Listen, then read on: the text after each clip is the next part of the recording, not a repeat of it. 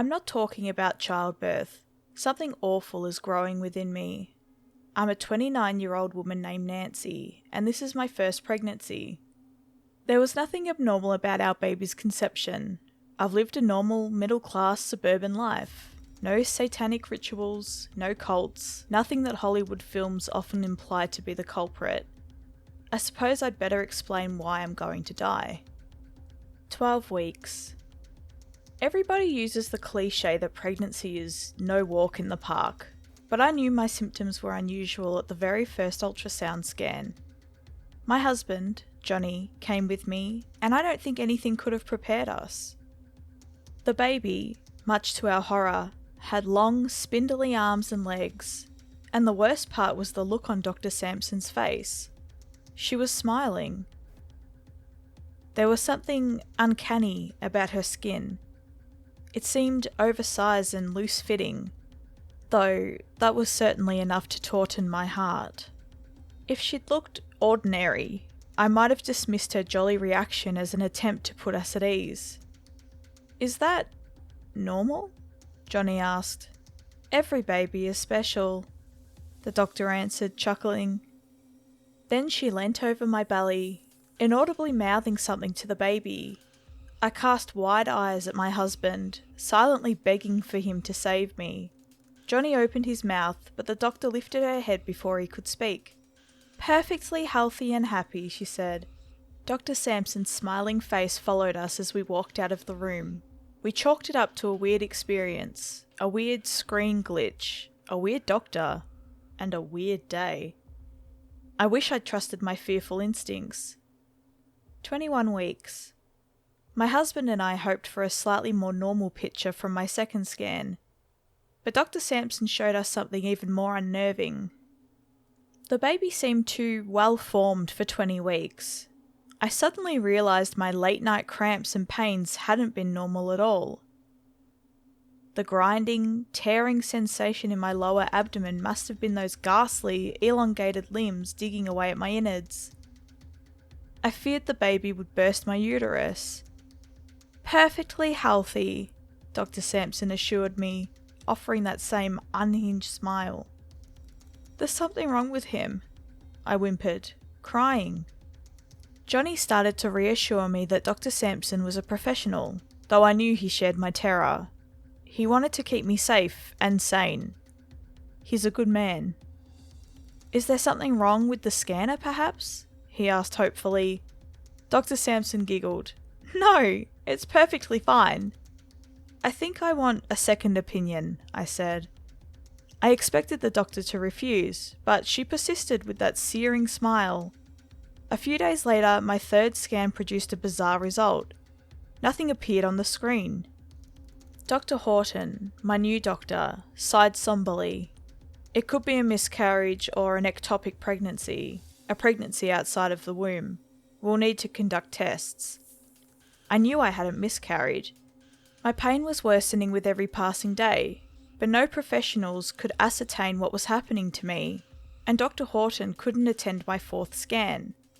Nobody could get in touch with him, so Dr. Brown took over. "Aha! Found your baby. He was just playing hide and seek," our new doctor said, laughing. Johnny and I gasped at the screen in terror. Finally, we could see our baby again.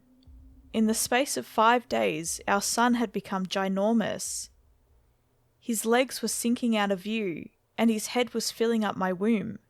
For a brief moment, Dr. Brown rubbed his eyes, and I realised he wasn't wiping the bags beneath them. Like Dr. Sampson, his flesh seemed to loosely cling to his face, but unlike Dr. Sampson, he seemed keen to keep us calm. "He might look a little large, but he's healthy," Dr. Brown promised. "Perfectly fine." "Why does everybody keep saying this is perfectly fine?" Johnny asked, finally losing his cool. "Something is wrong and—" "I've seen a pregnancy like this before," Dr. Brown interjected, smiling. "I promise you that nothing is wrong with your son. He's just a fast grower." 32 weeks. We went for scans at different hospitals, but nothing showed up on scanners or results. As far as anybody could tell me, I wasn't pregnant. One terrible night at 3 a.m, I started to think they might be right. I woke to find myself in a state of sleep paralysis. My lips couldn't open and my limbs wouldn't budge, so I wasn't able to wake Johnny. Beyond my control, however, my grinding, painful limbs pulled my body out of bed. I could feel something within my body, like a secondary skeleton, puppeteering my paralysed form towards the ensuite bathroom. I stood before the mirror, trembling in disbelief at my sagging skin, horrified that the thing might burst free and tear me to shreds. My lips, still firmly pressed together, began to curl upwards. It was the same smile that I'd seen on Dr. Sampson's face. 38 weeks. We saw Dr. Brown yesterday. A late emergency scan revealed something, but we couldn't even see a baby anymore. Just an indistinguishable mass that filled my womb. It might have been part of my baby's fully grown torso.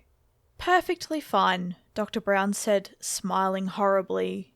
As we left the hospital in a dazed state of terror, Johnny and I bumped into Dr. Sampson, and the deranged doctor gripped my arm, leaning towards me. "Not long now until you walk with us, Takra," she giggled into my ear, presumably speaking to my baby, "and you'll do perfectly fine." This petrifying pregnancy finally makes sense. The relentless aches in my joints, the ever-drooping bags under my eyes, the throbbing sensation in my head. It feels as if something wants to worm its way in there, pancaking my brain against the inside of my skull, replacing it with something else. I'm not going to give birth in 2 weeks, am I? Takra is going to fill my body and wear my skin like a glove, and I'll become one of the loose-fleshed people. Thank you guys, ghouls and girls for watching.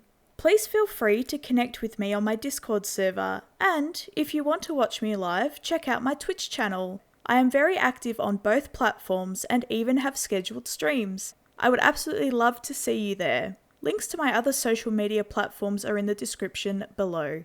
Stay spooky.